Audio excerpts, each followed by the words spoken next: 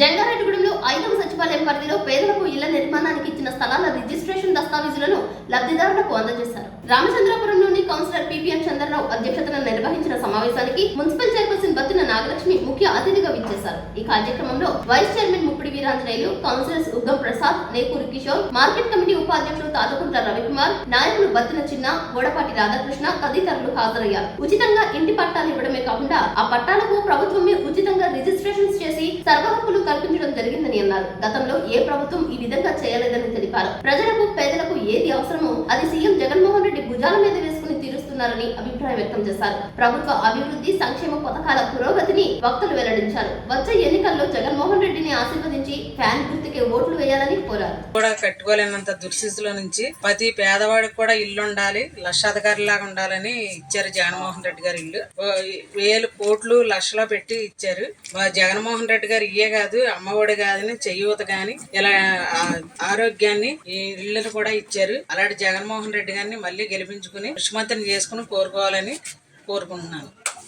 ఈ రోజున దేశంలో ఎక్కడా లేని విధంగా 21 లక్షల ఇళ్లు కట్టించింది జగన్ అన్న అని చెప్పి సందర్భంగా తెలియజేసుకుంటా ఉన్నాను. కట్టించింది, ఇచ్చింది 31 లక్షలు, కట్టించింది ప్రజెంట్ 21 లక్షల ఇల్లు కట్టించి గృహప్రవేశాలు కూడా జరిగినాయని ఈ సందర్భంగా తెలియజేసుకుంటా ఉన్నా. ఈ దేశంలో ఏ ముఖ్యమంత్రి చేయని విధంగా మరి కాపు మహిళలకి కాపు నేస్తం ద్వారా 2,000 కోట్లు ఇచ్చిన ముఖ్యమంత్రి ఈ దేశంలో ఎవరు లేరు, ఒక జగన్మోహన్ రెడ్డి గారు అని చెప్పి సందర్భంగా తెలియజేసుకుంటా ఉన్నా. అలాగే అమ్మఒడి ద్వారా ఈ దేశంలో ఎక్కడా లేని విధంగా పేద విద్యార్థులు చదువుకు ఇబ్బంది పడకూడదు 26,000 కోట్ల రూపాయలు మన జగన్మోహన్ రెడ్డి గారు అమ్మఒడి ద్వారా పిల్లలకి ఇచ్చారని చెప్పి సందర్భంగా తెలియజేసుకుంటా ఉన్నా. ఈ దేశంలో ఎక్కడా లేని విధంగా 4,23,000 కోట్ల రూపాయలు మీ అకౌంట్ లో డీబీటీ, నాన్ డీబీటీ ద్వారా వేసిన ముఖ్యమంత్రి ఈ దేశంలో జగన్మోహన్ రెడ్డి గారు అని చెప్పి ఈ సందర్భంగా తెలియజేసుకుంటా ఉన్నాను. ఈ రోజున జగన్మోహన్ రెడ్డి గారు సీఎం అయిన తర్వాత ఈ రాష్ట్రంలో పేద ప్రజలు ఎవరు కూడా ఇల్లు లేని పేదలు ఎవరు ఉండకూడదు. తన తండ్రి ఆ రోజుల్లో ఏ విధంగా అయితే 40 లక్షల ఇంటి స్థలాలు ఇచ్చి, ఇల్లు పట్టాలు ఇచ్చి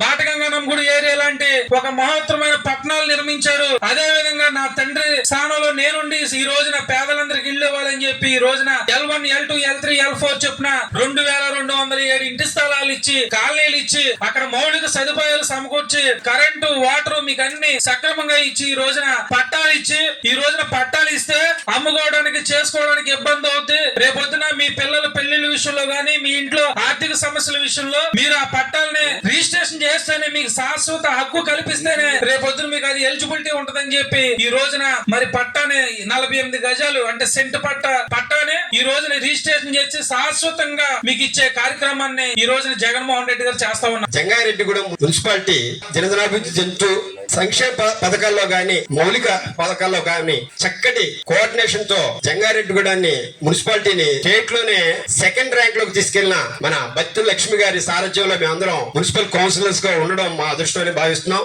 అలాగే జగన్మోహన్ రెడ్డి గారు పేద, బడుగు, బలహీన వర్గాలకి, ఎస్సీ, ఎస్టీ, బీసీ, మైనారిటీ వర్గాలకి, ఉన్నత కుటుంబాల్లో ఉన్న నిరుపేదలకి అందరికీ ఒక అన్నగా, ఒక తమ్ముడిగా ఉంటూ ఏ మేలు చేస్తే వీళ్ళు బాగుంటారనే తపనతోటి జగన్మోహన్ రెడ్డి గారు ఆయన మదిలో పుట్టిందే నా అక్క చెల్లెమ్మలకు సొంతింటి కల నెరవేరాలంటే ఇంత క్రితం ఉన్న గవర్నమెంట్లు చేసిన పని కాకుండా జగన్మోహన్ రెడ్డి గారు నా అక్క చెల్లెమ్మలు ఏ అవసరానికైనా ఉపయోగించుకోవడం కోసం కోట్ల రూపాయలు ఖర్చు పెట్టి స్థలాలు కొని ఒక గ్రామాలని సృష్టించి ఆయన మనందరి కోసం ఈ సొంతింటి ఇల్లు కల నెరవేర్చడం కోసం మీకు రిజిస్ట్రేషన్ కూడా చేసి ఇచ్చారు.